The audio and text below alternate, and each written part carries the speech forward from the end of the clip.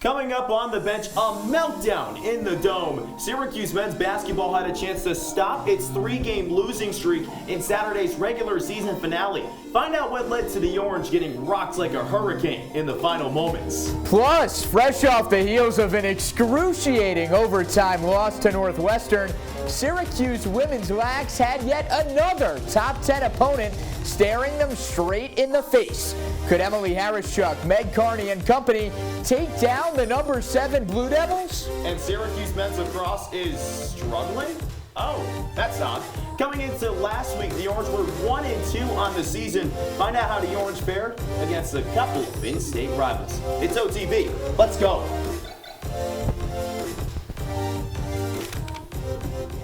Hey there, welcome to On the Bench. That's Johnny Gadamowitz. I'm Trey, Redfield. So many things to be excited about, Johnny. New show, new stars, but also a new duo, and I'm loving it. Lots to be excited about, Trey. I will say, though, you beat me in the hair gel department tonight. I'm not up to par with you there, but that's okay. It's early. Noticeable? No, it looks great. Okay. You look dapper as ever. That's good. Well, we're loving the new duo. The Orange fans are loving this as well. Syracuse Ice Hockey has its date set in the first round of the NCAA Tournament. The Orange are Columbus-bound to take on Quinnipiac on Thursday at 6. If Cuse wins, it's moving on to face top-seeded Ohio State on Saturday. Shifting gears over to the hardwood, Syracuse men's basketball star Buddy Boeheim is an All-ACC first-teamer.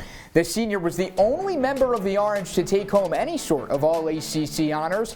Buddy Buckets enjoyed perhaps his best year in Orange, pacing the conference in scoring with nearly 19 a game, a career high. Boeheim is the 5th Syracuse player to earn such distinction, following in the footsteps of former teammate Elijah Hughes, who did it 2 years ago. Let's head over to the gridiron. I know it's odd because it's the spring, but hey, Syracuse football got a shiny new quarterback from the South. The name is Lenora Sellers, a 3-star quarterback according to 247 Sports, and he comes out of South Florence High School in South Carolina. The dual threat signal caller is in the class of 2023, so hang tight. He'll make his first appearance for the Orange next season.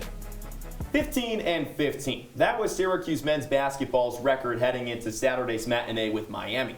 The Orange win. They snap a 3-game skid, taking some momentum into the ACC Tournament. If Cuse loses, it's the first ever losing regular season for Jim Boeheim in his 46 years of coaching at Syracuse. Senior day inside the Dome, Jimmy and Buddy Boeheim being honored, Ramasidibe in the mix as well. Boeheim was phenomenal, getting it off the glass. He had 30 in this game, the 4th time this season where he's had 30 or more. His backcourt comrade, not too bad either, gets the triple from the right wing. How about another 10 minutes after that? Syracuse up by 11 at halftime and up by as much as 18 2.5 minutes into the second. Sidibe getting it off the window, but here comes Miami out of nowhere. Cameron McGusty gets the jumper, and on the ensuing possession, Girard turns it over. Miami only trailing by 3, and with a chance to tie it up from Charlie Moore. That's off the mark. Jordan Miller's layup, though, is not. It's now a 1-point game. 10 seconds after that, Swider turns it over. Moore's going the other way. Boeheim has to foul. Moore heads to the charity stripe with a chance to tie. That's no good, but Jordan Miller's putback falls. Miami is in front since the dawn of the first half. 2-point lead now, but that free throw makes it 3. So 3.9 seconds left. The Orange with a chance of taking it into overtime. One last shot from Jimmy inside the Dome. It's no good, and Cuse blows it. Here's Jacob Morris. With 2 minutes and 10 seconds remaining, Syracuse led Miami by 10 points. Somehow, some way, it looks like the Orange were going to escape senior day as well as the regular season finale with a victory. Then what followed was a stretch emblematic of SU's entire season.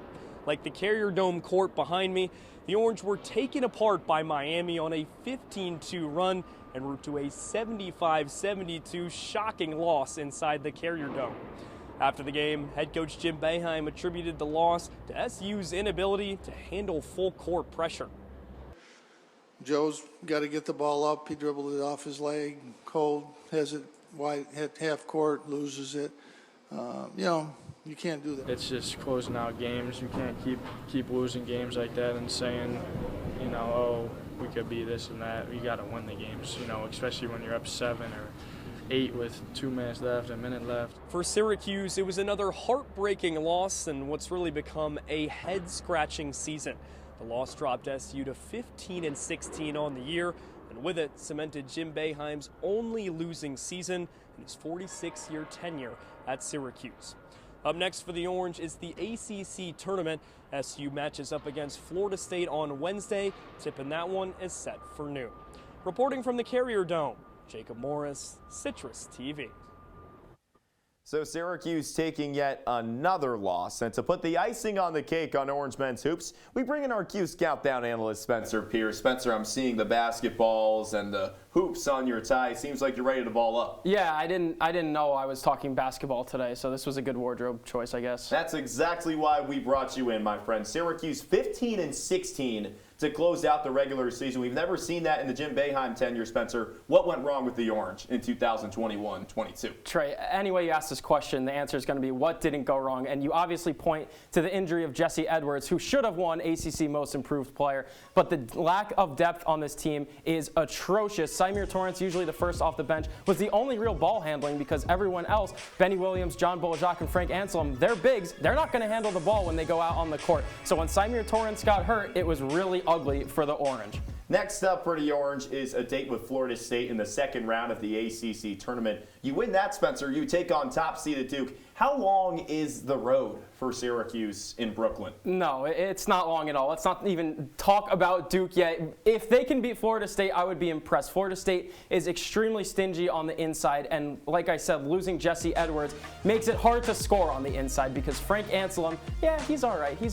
He's not that good to make such a big difference in that Florida State game. So if Syracuse does beat Florida State, they'll get railroaded absolutely by Duke. So I don't really think it's going to matter if they don't win this game, obviously. Syracuse split the season series with Florida State. That loss came inside the Dome. But if you look ahead to this Orange squad, Spencer, it's not too bad. There are some positives going into the 22-23 season. Right, and it didn't look like there were going to be a lot of positives when Dior Johnson and Kamari Lands decommitted. That was heartbreak for Orange fans. But guys like Justin Taylor and Chris Bunch are going to revive this team, I think. Justin Taylor is going to take the Buddy Boeheim role of just a few years ago. He's a really smooth 6'6" wing. I think he's going to do it all. Him, Chris Bunch, everyone that's coming back with a lot of experience.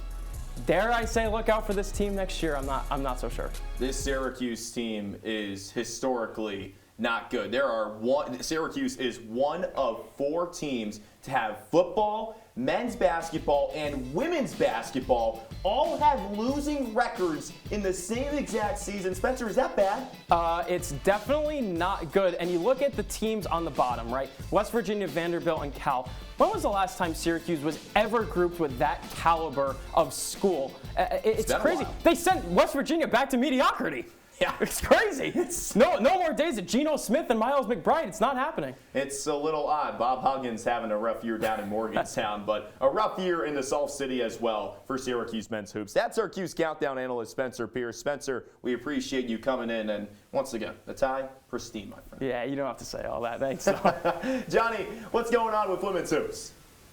All right, so the men's side, Trey, not necessarily getting it done, and unfortunately for SU women's hoops, more of the same. They haven't fared much better. Syracuse lost to Clemson in the first round of the ACC Tournament, 88-69. Tisha Hyman poured in 25 points, while Chrislyn Carr notched 20, but those two generated over 65% of SU's offense, which got 0 points off the bench as well, by the way. And clearly the loss didn't sit well with those in the program because a few days afterwards, SU Athletics announced it would begin to conduct a full-scale nationwide search for the next head coach. Von Reed, who served as acting head coach this past year, led the Cuse to an 11-18 record in his inaugural year at the helm.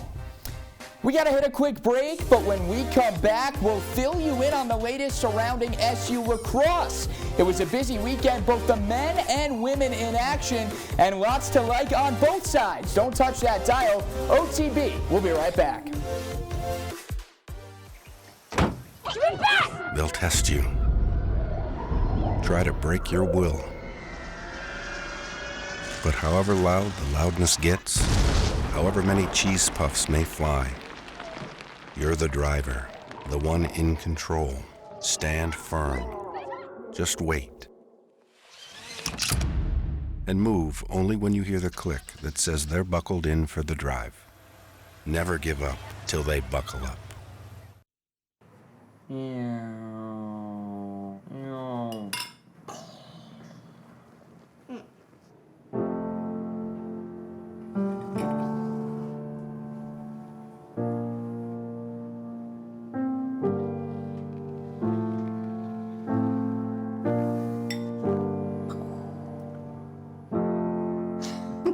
Visit aarp.org/caregiving for information on how to provide even better care for the person who wants to care of you. Look at you. You're at the top of your game. You're unstoppable. Nothing can throw you off track. Wait, is that your car? Uh-oh. Yeah, I saw that coming. That will throw you off track. You're looking at around 10 grand in fines, legal fees, and increased insurance rates. Let's try this again.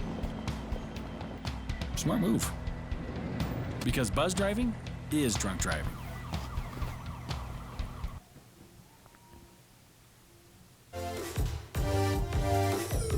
Back here on the bench, Johnny Gadamowitz, Trey, Redfield. Johnny, we talked about some Syracuse basketball teams that are struggling and struggled this season. But hey, it's time to switch it up a little bit. Syracuse is a lacrosse school anyway, Trey. So you know what? Maybe the basketball season ends with bitter taste in Orange fans' mouths, at least the regular season, that is. But if there's any good news, these lacrosse programs don't mess around here in the 315. Johnny gets it. And for the first time this year, Syracuse men's lax had 2 opponents in 1 week. What makes it sweeter is that both of them were in-state rivals.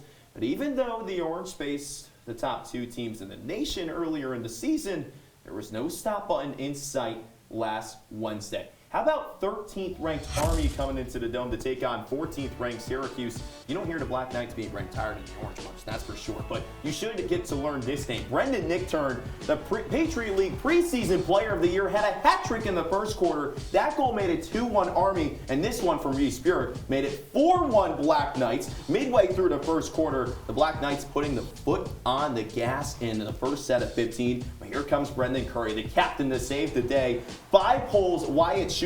It's 8-6 Cuse after that goal. But how about a 3-goal lead? None other than Curry again. Vipering around cage, gets past Schupler. It's 10-7 Orange at halftime. But Army putting it all over the place in the fourth. Danny Kielbasa rips and sticks. Army outscored Cuse 5-0 in the fourth quarter, and this was the icing on the cake. Dami Oladamoye botches it. Bobby Abshire takes it the other way and scores. Army takes it by 4. All right, so a tough loss on Wednesday, but the good news, a chance to respond against in-state rival Hobart with the Kraus-Simmons Trophy up for grabs. And to get things started, watch this goal from John Herlihy. 1 knee on the ground, but it doesn't matter. He goes bottom shelf to give Hobart the early lead, but SU putting the ball in the stick of one of its best players. Brendan Curry draws the Cuse even at 3, but Hobart was tremendous on the man up. 5 for 6 to be exact. SU's man-down defense struggled, but on the other end, the offense fires right back. Who else but Curry? He'd finish with 5 on the day, and then more SU attack. Not Curry, not Dortovic. Oh, that's Mikey Berkman. He's stepped up big time in the absence of Owen Hiltz, but more Hobart as the Statesman hanging around. That time it's Derek Madonna, makes it 14-12, but don't call Brandon Aviles a short stick defensive midi. He can score too. Pads the SU lead 17-14. Hobart doing their best to stick around though, and it's Herlihy yet again, but it was too little too late as Syracuse takes it 18-16, and Braden Reed details the win.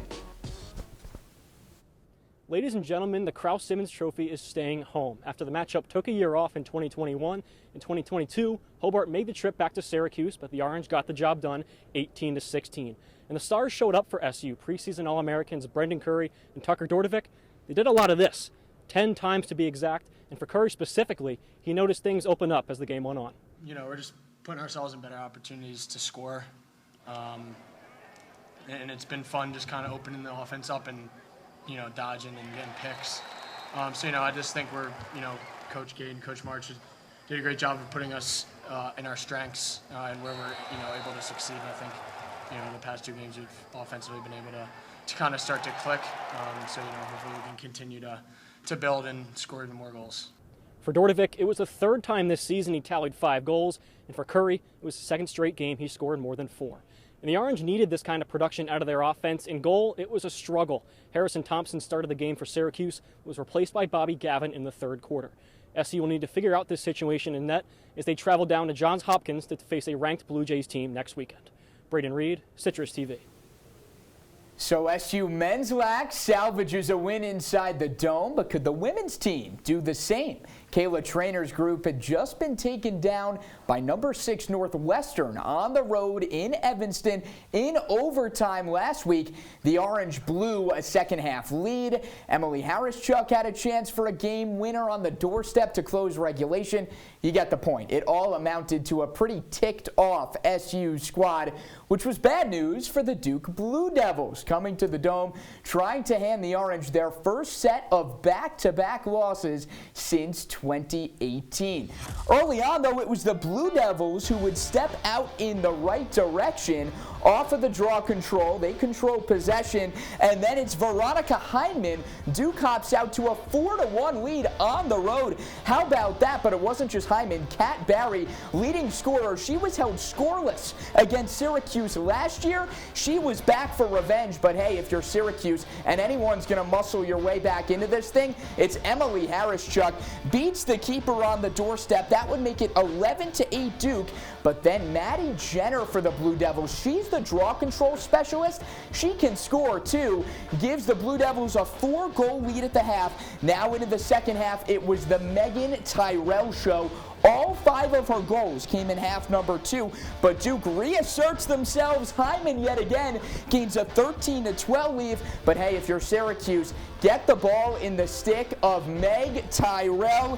That would make it 16-14 SU. And then Meg Carney, haven't called her name much, but the icing on the cake as Syracuse cruises to an 18-16 lead over the Blue Devils. Still lots to get to here on OTB. When we come back, we'll check in with one of the brightest stars on campus right now. Abby Malotny has Syracuse hockey rolling right into the NCAA tournament. We'll get you up to speed on everything going on with the Orange as they vie for a national championship. Don't touch that dial. Unlike other health concerns, mental illness is not always easy to see. Third line, please. DEPRESSION.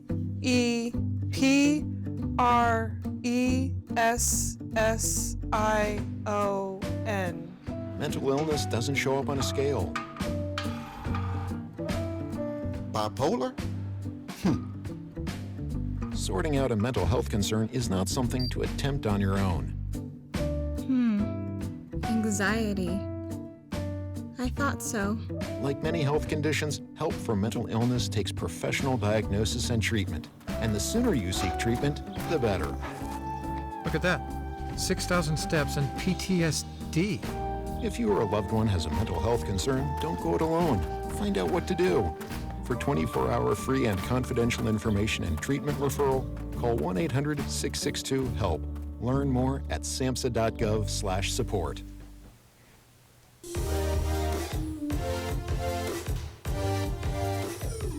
Hey, it's good to see you again. It's on the bench. That's Johnny. I'm Trey. Johnny, I know we can, still see our breath up here in the Salt City, but there's still some softball season to be played. You gotta keep going, even though Syracuse is all the way up north. Yeah, no home games yet for the Orange. Again, just the nature of playing in Syracuse. They don't play a home game until April 1st, but still lots to like for SU. So Syracuse softball will be back at Sky Top soon, but right now it's a ton of road trips. Just recently, the Orange opened up ACC play this weekend. Cuse went to Raleigh, taking on NC State.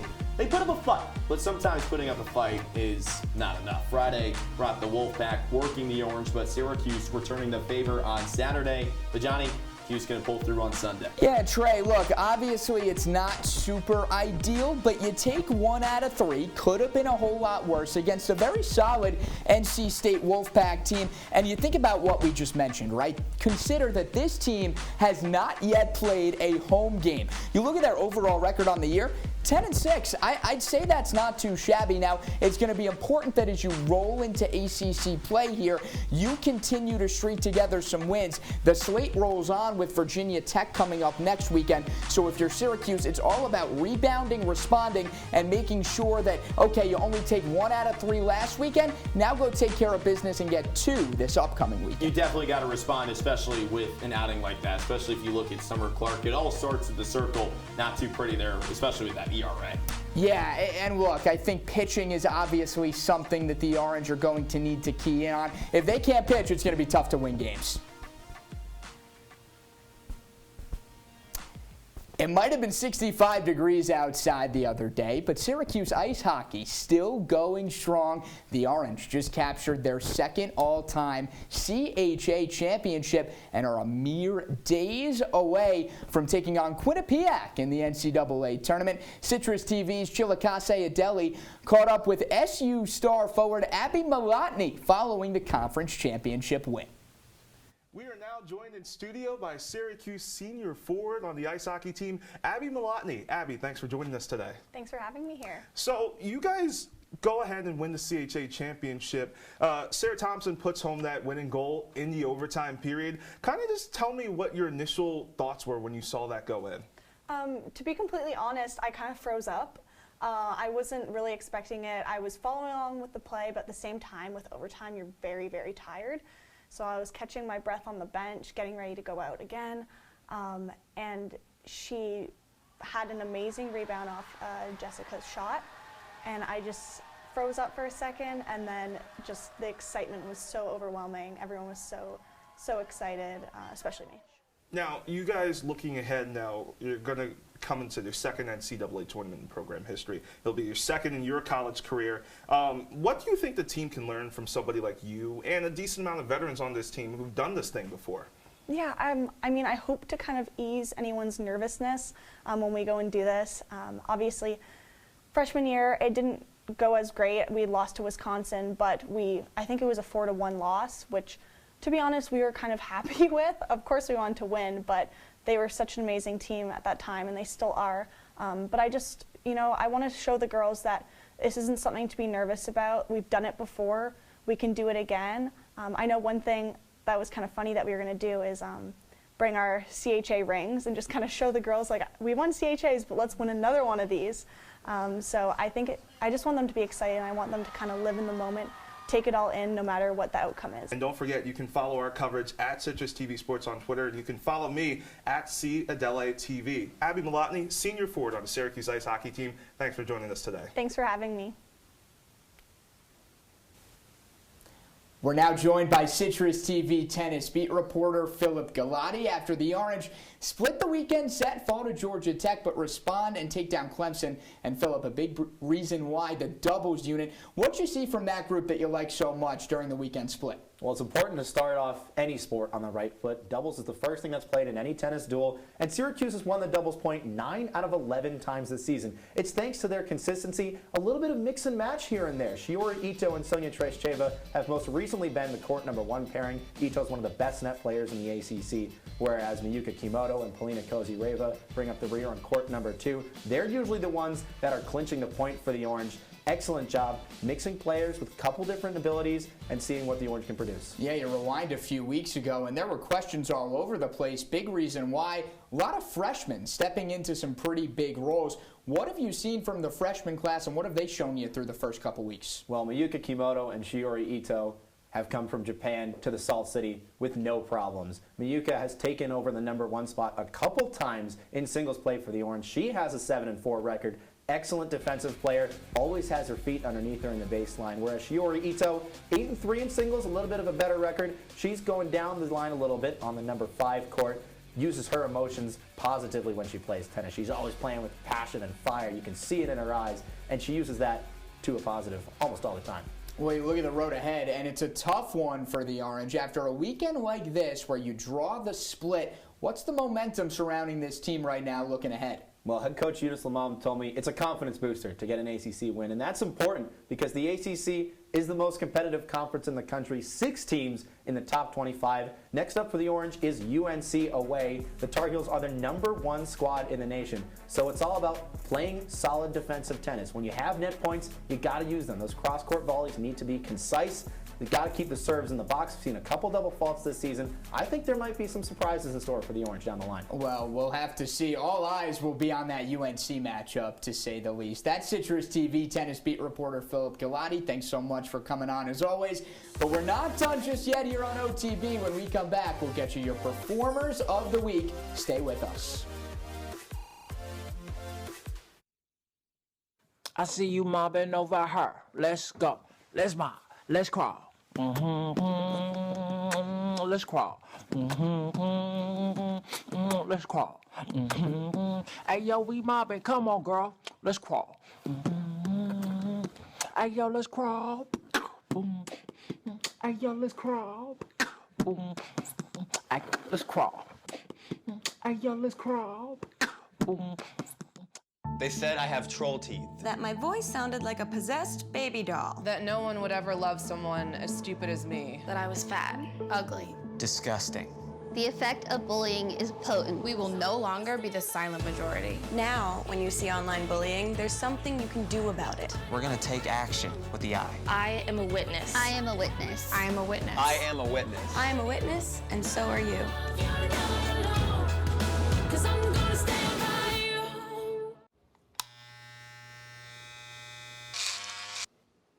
You've messed up your son's haircut. Mom? Do you A, try to fix it? Like it never happened. B, work with what you got? Or C, show solidarity? Thank you, baby. As a parent, there are no perfect answers. But you don't have to be perfect to be a perfect parent. Thousands of teens in foster care will love you just the same.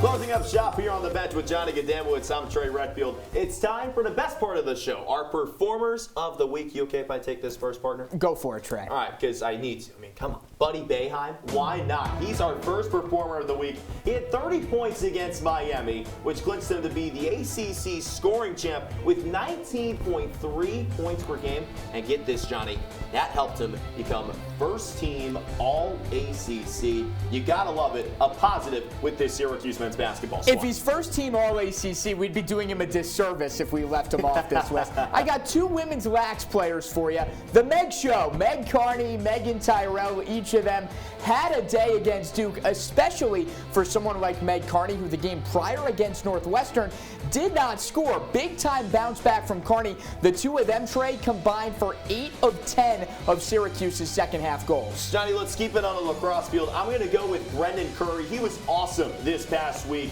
against both Army and Hobart. 4 goals against the Black Knights. Had a Yahtzee against Hobart. That's 5 goals. 5 of gone, you get the point. Also had an assist as well. The captain showing how it's done, Johnny. Lot to like from Curry, lot to like from Tyrell and Carney, and throw Buddy in there as well. Why not? That's a heck of a performers of the week right there. That's a great slate, to say the least. That's going to do it for On the Bench with Johnny Gadamowitz. I'm Trey Redfield. Follow us on Twitter at CitrusTV Sports for all the latest updates you need. But for now, we leave you with the images of the week.